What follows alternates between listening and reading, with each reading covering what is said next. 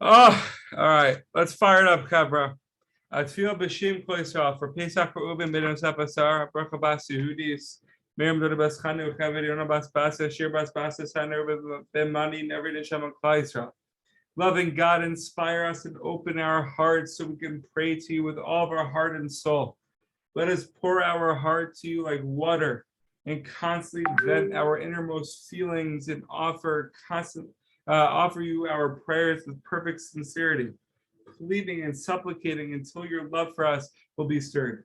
Arouse your compassionate heart towards us and send words hot as burning coals from the supernal heart. As it is written, my heart is hot within me as I ponder with burning fire. I speak with my tongue. Let's continue Halakha Maisa.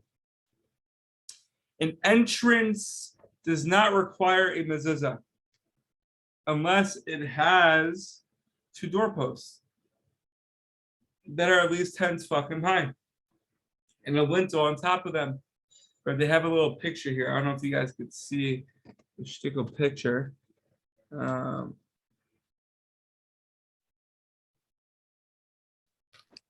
see, because of the background.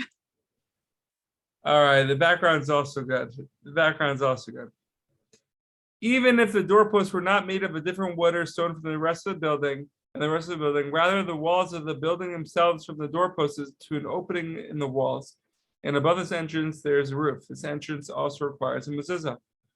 If the entrance of a house has only one doorpost, for example, on one side of the entrance, there's a regular doorpost. On the other side, the wall continues on kazeh, as shown in the diagram that you guys do not see. In this case, the mezuzah requirement depends on which of the two doorposts is there. If the doorpost is on the left side and on the right side where the mezuzah is to be placed, there is no doorpost, and the entrance is exempt from the requirement of a mezuzah. But if the doorpost is on the right side and on the left side, the wall continues on. In this case, there's a doubt as to whether the entrance requires a mezuzah or not. And therefore, one should have fixed the mezuzah but not recite a blessing. Or he could fix it on this entrance.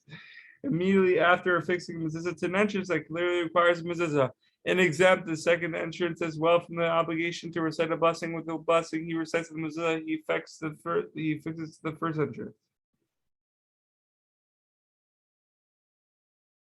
Likewise, the same should be done in any case where there's a question regarding the obligation to fix the mezuzah.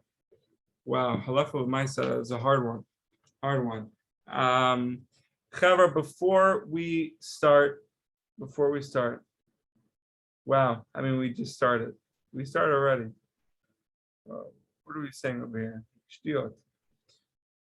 I got something from one of our rabbis, Ami Bloom, and this is a sefer from Rav Dober Pinson on the month of Tammuz, right, and Av. And it's just the mindset that 3 weeks, Tisha B'Av, getting ready for Rosh Hashanah, 68 days, 152 until Hanukkah, and 3 until Shabbos. I mean, we have a lot going on. And we thought there was a moment in time where we didn't have any countdowns other than Shabbos, which Shabbos, as we all know, is the biggest. The countdowns are real, and they're here. Mamish. And we have to really work towards trying. So Rav Dober Pinson, I'll just read it because it's so beautiful. All right, let's say someone desires to get close to Hashem during this time, during the 3 weeks.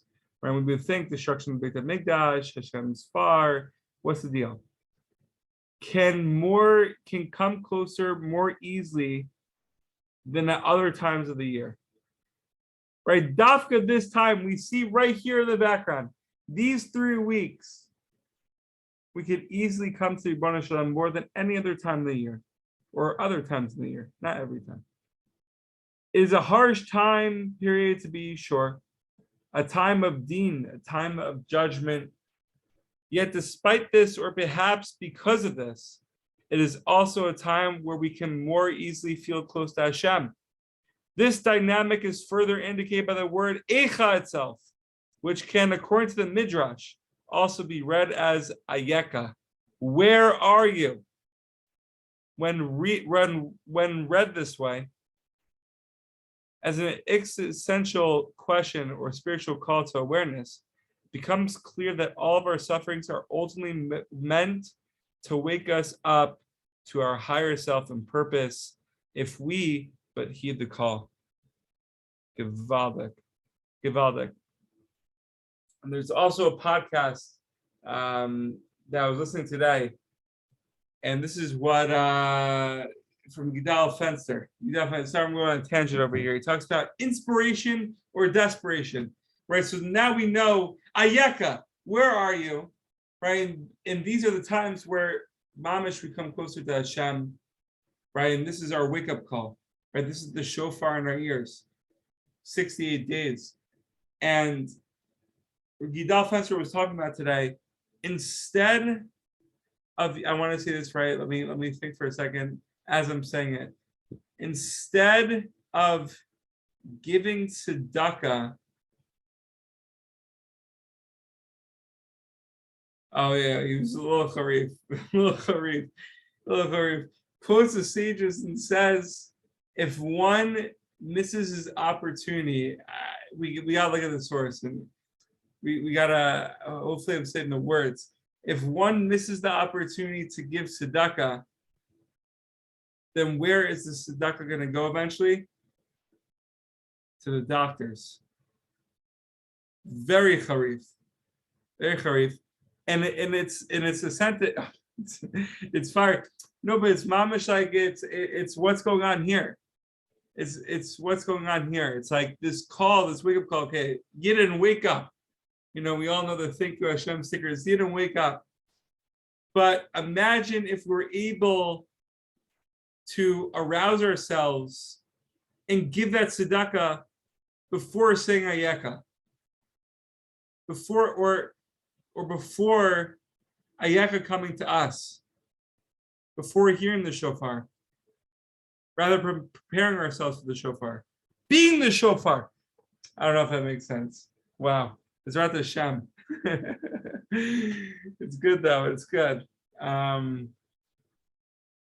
Wow, we should always be ahead of the ball game, not wait for the times of desperation, but really turn inspiration to aspiration. I'm just being cute in sentences, but yeah, B'ezrat Hashem, we shall be disciplined. Anyways, Rabbeinu says, part 2. That was we could cut that out.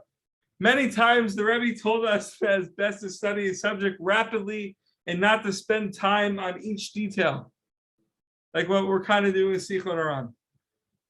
The study with speed and simplicity, understand each thing in its own context, and do not confuse yourself in its relation to other subjects. If you do not understand a concept, do not spend too much time on it. Go further, and in most cases, you'll eventually comprehend the first thing as well. Right, so this is exactly what's going on with the laws of the mezuzos. But even deeper than that, we know from last night, Rabbeinu went through the Shulchan Aruch the first time what happened after going through the whole cycle. He understood the simplistic meaning of it.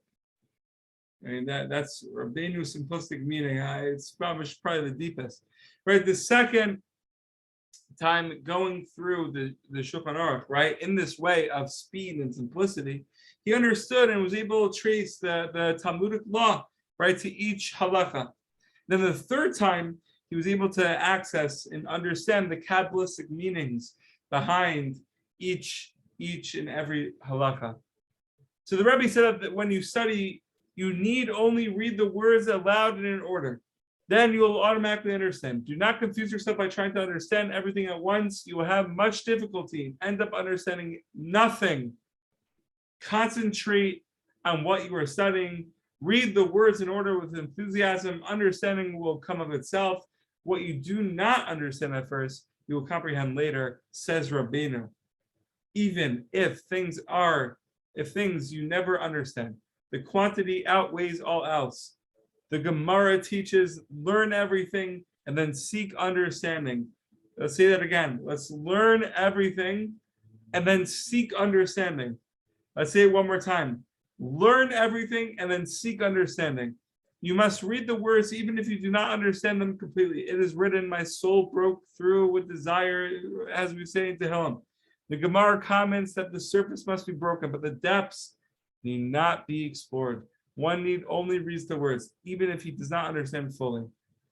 Lastly, right, until we get to part 3, when you study quickly, you'll absorb a great deal. You'll be able to review such volumes many times. What you do not understand at first will appear simple the second or third time. You'll eventually understand all that you can. Learn everything and then seek understanding. Chevra, Bezrat Hashem, when we learn Torah, when we Mamash, let's learn it out loud. Let's learn it with speed. Let's learn it with simplicity. Let's not be so sophisticated. And Bezrat Hashem, we should get through Sfarim. We should get through Torah, and knowing that there's so many layers. There's so many layers. It's never ending. Baruch Hashem is a sea of wisdom.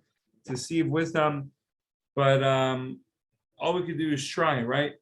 All we can do is try, and let's fire it up. Questions, comments, please feel free. Speechless.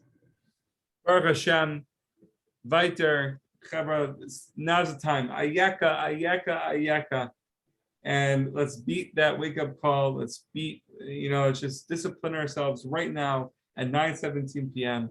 and have a great night. Health, happiness, and success.